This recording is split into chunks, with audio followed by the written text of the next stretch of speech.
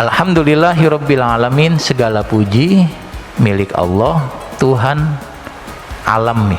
Alam itu alamnya banyak, Pak ya. Lagi-lagi ini tadabbur, Pak. Kalau tadabbur versi saya Bapak nggak setuju, nggak apa-apa, nanti Bapak tadabburin sendiri. Pertama, alhamdulillah segala puji. Kenapa ada kata segalanya sih? Iya, karena al dalam alhamdulillah namanya al-istighraqil khasaisil afrad. Jadi al itu artinya semua yang ada dalam kalimat setelahnya itu masuk dalam makna yang ada. Jadi alhamdulillah, hamdu itu puji, alhamdulillah segala puji. Dari sini kita tahu bahwa semua keindahan, semua kebaikan, semua hal yang kita puji itu sebenarnya kita memuji Tuhan. Ya Allah, pantainya indah.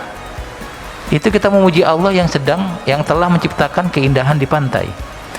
Bapak punya anak pinter, lalu orang lain muji, anaknya pinter banget ya. Itu anaknya dipuji, tapi bapaknya yang GR.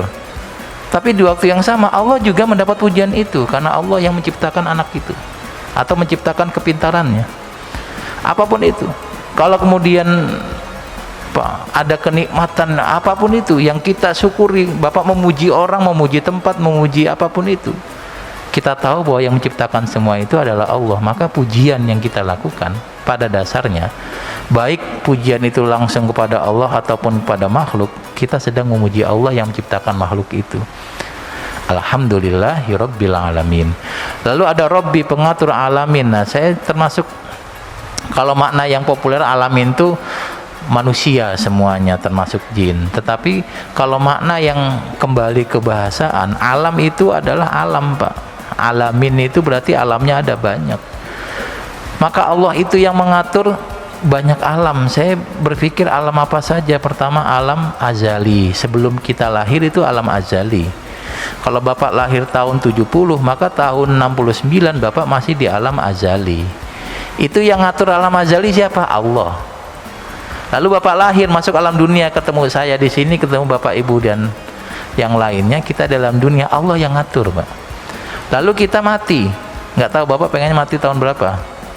Ibu misalnya punya usulan gitu, kalau saya boleh bilang sama Allah, minta Tuhan kalau bisa usia saya 63 lah, jangan ketuaan tapi jangan kemudaan, saya pengen segitu. Tapi kan usul, nama juga proposal, disetujui syukur, enggak juga nggak apa-apa. Kalau disetujui alhamdulillah, bisa ngalamin anak-anak pada gede, bisa nemenin mereka menikah atau melahirkan.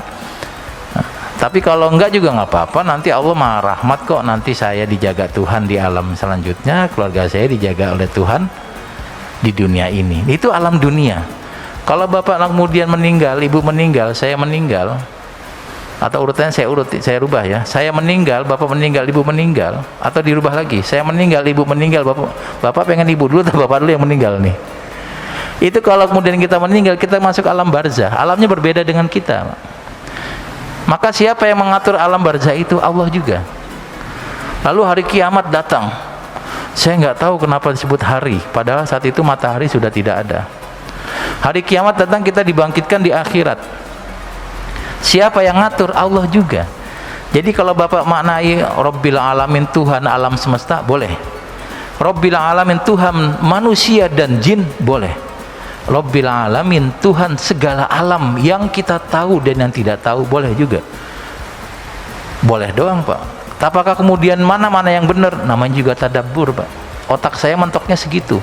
Jangan Bapak paksa untuk menafsirkan sehebat penafsir-penafsir ulum itu. Tapi saya nyaman dengan penafsiran itu. Saya akan berpikir kalau saya di akhirat ada Tuhan yang ngatur, nggak akan salah kok, penghitungannya nggak akan salah. Di kuburan juga sama, di dunia juga sama gitu kira-kira. Alhamdulillahirabbil alamin, Allah yang mengatur semesta alam, semua alam, atau mengatur semua manusia dan jin. Itu maknanya semuanya dari kebahasaan dianggap benar.